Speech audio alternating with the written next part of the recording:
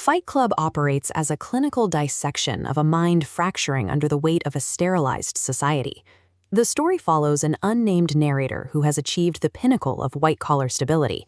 He possesses the corporate job, the respectable wardrobe, and the pristine condominium, yet he remains entirely hollow. This diagram illustrates the psychological state of derealization. When an environment becomes over-sanitized, the brain builds thick layers of insulation against the external world, rendering the surroundings fake and devoid of meaning. To combat this void, the narrator leans into the IKEA nesting instinct. He attempts to substitute his lack of personal identity with consumer possessions, trying to buy a sense of self through matching dish sets and clever coffee tables. The brain rejects the substitute, manifesting this psychological void as chronic insomnia. The narrator enters a state of persistent twilight, disconnected from his primal biology. Society eliminates all physical struggle, suppressed emotions incubate in the dark.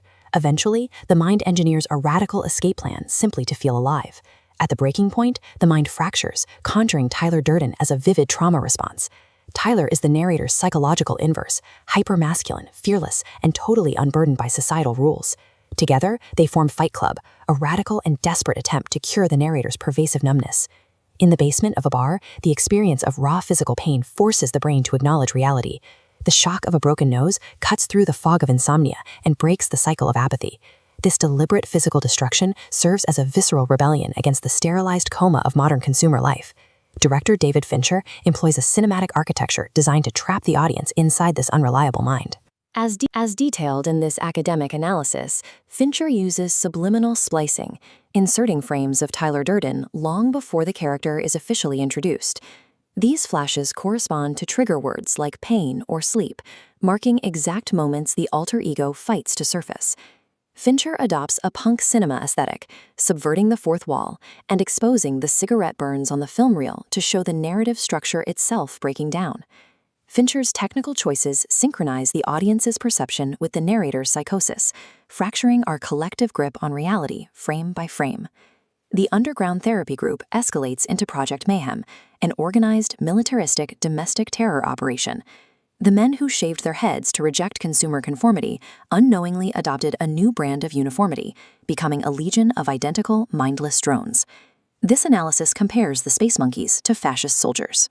The group merely traded the quiet oppression of capitalism for the rigid ideology of a new leader. The new system operates through absolute silencing and dehumanization, forbidding any member from asking questions. Exchanging one master for another does not lead to freedom, it only deepens the psychological trap. This dialogue highlights the philosophical void at the core of the story. If you strip away your job, your bank account, and your possessions, who is the self left underneath? At the film's climax, the narrator realizes he must reclaim total autonomy from his conjured alter ego. To reject the illusion, the narrator places a gun in his mouth and shoots himself in the face. This self-inflicted wound serves as an act of supreme willpower. The narrator realizes that killing the parasite requires a demonstrated willingness to destroy the host. The illusion vanishes, but the narrator is left fully awake to witness the external consequences of his internal breakdown. The final, terrifying truth is the realization that the most dangerous conflict is the one occurring inside your own skull.